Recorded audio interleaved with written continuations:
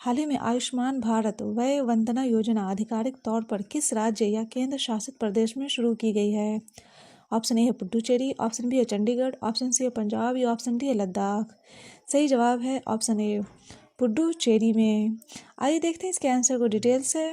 हाल ही में 14 फरवरी 2025 को पुडुचेरी में आयुष्मान भारत वय वंदना योजना का आधिकारिक रूप से शुभारंभ किया गया है और इस योजना का औपचारिक उद्घाटन पुडुचेरी के उपराज्यपाल के कैलाश नाथन ने मुख्यमंत्री एन रंगास्वामी की मौजूदगी में किया है। और आयुष्मान भारत वय वंदना योजना के तहत केंद्र सरकार 70 वर्ष और उससे अधिक आयु के वरिष्ठ नागरिकों को प्रति वर्ष 5 लाख रुपए तक का मुफ्त स्वास्थ्य बीमा कवरेज प्रदान करती है।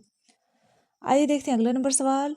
सवाल नंबर 2 है, हाल ही में थाईलैंड से संवाद के चौथे संस्करण को आभासी रूप से किसने संबोधित किया है?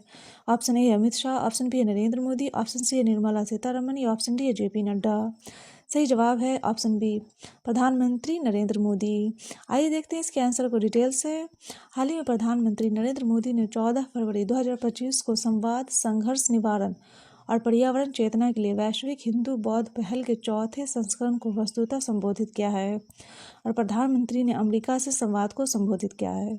और संवाद क्या है? तो संवाद दो प्राचीन सभ्यता यानी हिंदू धर्म और बौद्ध धर्म को एक साथ लाता है।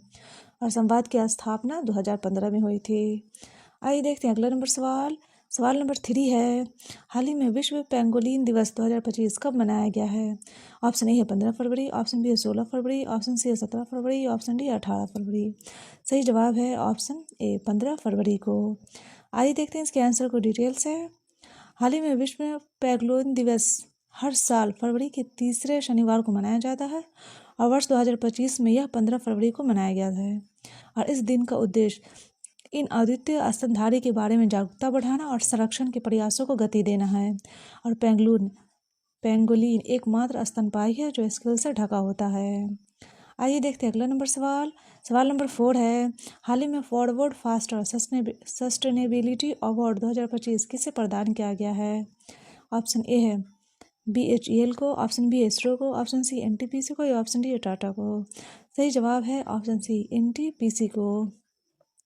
आइए देखते हैं इसके आंसर को डिटेल से।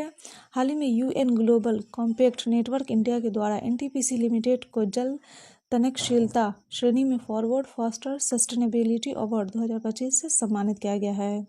और राष्ट्रीय ताप विद्युत निगम लिमिटेड यह कंपनी भारत सरकार की विद्युत मंत्रालय के अधीन एक सार्वजनिक उपक्रम है और यह देश की कुल बिजली उत्पादन क्षमता का लगभग 25% योगदान देती है।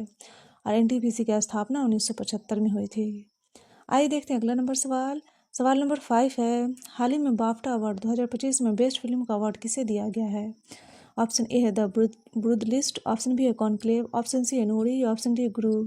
सही जवाब है ऑप्शन बी कॉन्क्लेव को। आइए देखते हैं इसके आंसर को डिटेल से। हाल ही में बाफ्टा अवार्ड 2025 में बेस्ट फिल्म का अवार्ड कॉन्क्लेव को दिया गया है और यह पुरस्कार British academy film and television arts द्वारा प्रदान किया जाता है।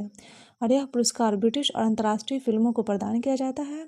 और पहला बाफ्टा पुरस्कार समारोह 1949 में आयोजित किया गया था और यह पुरस्कार यूनाइटेड किंगडम में प्रदान किया जाता है। आइए देखते हैं अगला नंबर सवाल। सवाल नंबर 6 है, हाल ही में कौन सा देश भारत से $200 मिलियन की आकाश मिसाइल प्रणाली को खरीदेगा?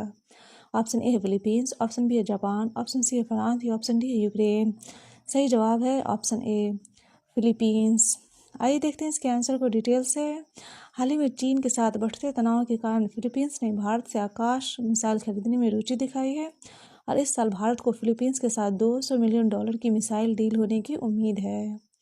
आइए देखते हैं अगला नंबर सवाल। सवाल नंबर 7 है, हाल ही में वैश्विक पर्यटन लचीलापन दिवस कब मनाया गया है? ऑप्शन ए है 16 फरवरी, ऑप्शन बी है 17 फरवरी, ऑप्शन सी 18 फरवरी या ऑप्शन डी 19 फरवरी।